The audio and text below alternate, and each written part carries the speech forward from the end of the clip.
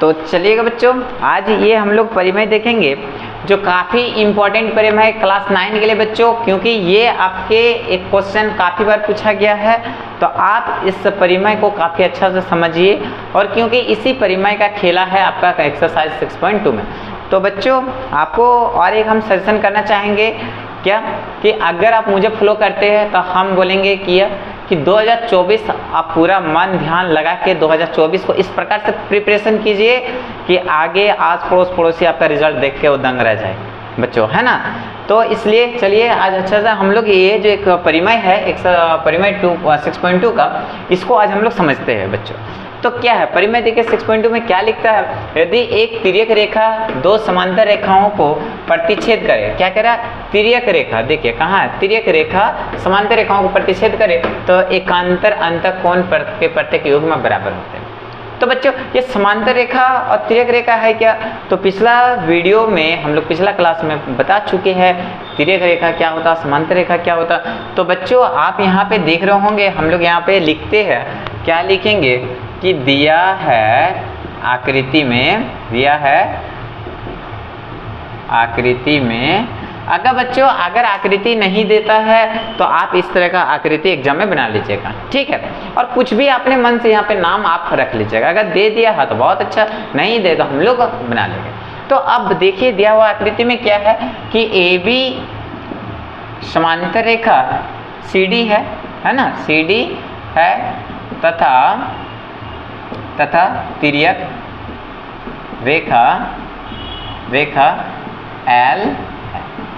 आप देख रहे होंगे कि यहाँ पे दो समांतर रेखा है, एक AB और CD समांतर रेखा है, और तिर्यक रेखा क्या है, PS, सॉरी यहाँ पे PS है बच्चों, है ना, यहाँ पे L नहीं है, यहाँ पे PS है। तो हम लोग यहाँ पे क्या किए, इसको PS मान लिए। अब बच्चों यहाँ पे आप देख रहे होंगे क्या कि यहाँ पे दो बिंदुओं पर ये लोग प्रतिच्छेद कर रहा है बच्चों। तो कह रहा था क्या कि यदि तिर्यक रेखा दो समांतर रेखा हो तो दो समांतर रेखा हो गया, और तिर्यक रेखा प्रतिच्छेद करे तो एकांतर अंतः कोण के प्रत्येक योग में बराबर हो। तो बच्चे बताइए एकांतर कोण यहाँ पे हमारे पास कौन कौन सा होगा, यानी कि जो सिद्ध करना है ना, कि अंतः एकांतर कोण बराबर होते हैं, अंतः एकांतर कोण बराबर होता है। तो बताइए कौन सा अंतर एकांतर कोण यहाँ पे आपको पता है, तो बताइए, देखिए मान लीजिए हमको इस एंगल का नाम देना है तो आपको यहाँ से चलना है BQR, एंगल BQR बराबर लगाइए।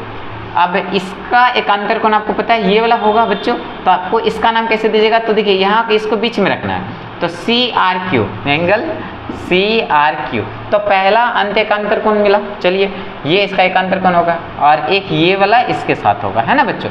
तो ये वाला का नाम क्या देंगे, AQR, एंगल AQR, और बराबर एंगल ये वाला का नाम क्या दीजिएगा, QRD, है ना बच्चों, QRD।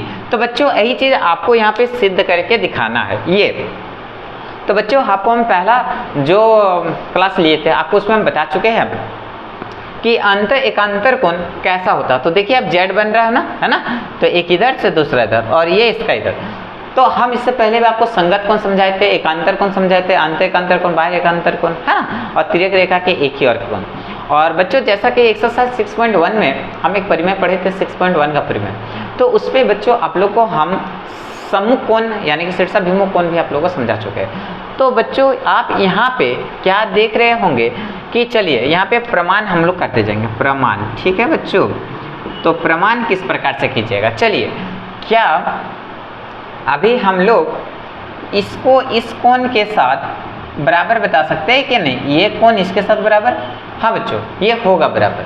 अब क्यों होगा बताइए, ये सम्मुख कोण बन रहा है कि नहीं बन रहा है, ये इसके साथ सम्मुख है, यानी कि एंगल AQP, एंगल AQP ये बराबर होगा बच्चों, AQP ये बराबर होगा इसका BQR, एंगल BQR।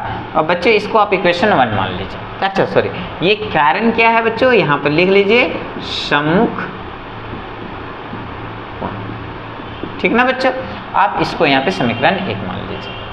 अच्छा और एक हमको बात बताइए बच्चों, क्या कि संगत कोण इसका ये जो कोण का है,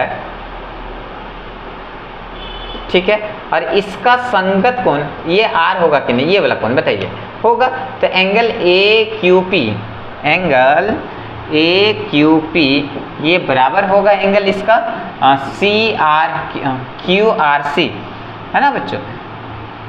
चाहे तो सी आर क्यू भी लिख सकते हैं, सी आर क्यू, ये क्या है बच्चों, संगत कोण। तो बच्चों हम संगत कोण को कैसे पहचानने बताए थे कि संग का कोण, संग मतलब हमारे सेम जगह पोजीशन, तो देखिए इसके ऊपर इसके इस पर है, तो इसके ऊपर इसके इस पर, तो ये संगत कोण से ही बराबर हो गया। तो बच्चों अब यहाँ पे आप लिख सकते हैं समीकरण 1 एवं समीकरण 2 से। तो अब समीकरण 1 और 2 से आप क्या देख रहे होंगे बच्चों, चलिए थोड़ा हम लोग देखते हैं। देखिए आप देख रहे होंगे क्या कि ये साइड आपस में इक्वल है, ए क्यू पी और ए क्यू पी ये बराबर है बच्चों। तो मैथ्स का रूल क्या कहता है कि अगर वन साइड इक्वल है तो अदर साइड भी ये इक्वल ही होगा। तो चलिए हम अदर साइड इधर इक्वल है तो हम इसको भी इक्वल दिखा देंगे। तो बी क्यू आर ये बराबर हो जाएगा एंगल सी आर क्यू। तो देखिए बच्चों पहला हमारे पास बी क्यू आर बराबर सी क्यू आर, तो पहले तो हमारे पास प्रूव्ड हो गया है ना, प्रूव्ड हो रहा है कि नहीं हो रहा। चलिए अब यहाँ पे आप इसको घेर लीजिए, घेर लेते हैं। चलिए अब आपको क्या लिखना है कि इसी प्रकार, है ना बच्चों, इसी प्रकार जैसे कि ये इसके कोण अभी हम लोग बराबर करके दिखा चुके हैं इस तरीका से, आपको अब इसी प्रकार से ये भी आपस में क्या हो जाएंगे, ये कोण इसके बराबर हुआ तो ये कोण भी आपस में बराबर हो जाएंगे। तो इसी प्रकार आप लिख के यहाँ पे लिख दीजिए कि एंगल ए क्यू आर बराबर होगा एंगल क्यू आर डी, और यहाँ पे आप क्या कर लीजिए बच्चों, प्रूव्ड कर दीजिए।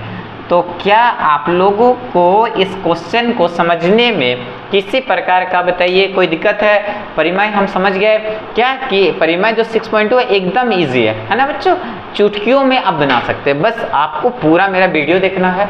अगर यहाँ समझ में नहीं आता है तो आप मेरा पिछला वीडियो देखिए, इससे पहला वाला, जिसमें हमें एंगल वगैरह को यहाँ पे समझाया है बच्चों। अगर आप ये 2 वीडियो देख लेते हैं तो हम आपका गारंटी लेते हैं बच्चों आपको परिमेय 6.2 में आपको किसी प्रकार का समस्या नहीं हो। और ये बच्चों एग्जाम के दृष्टि से काफ़ी इंपॉर्टेंट है।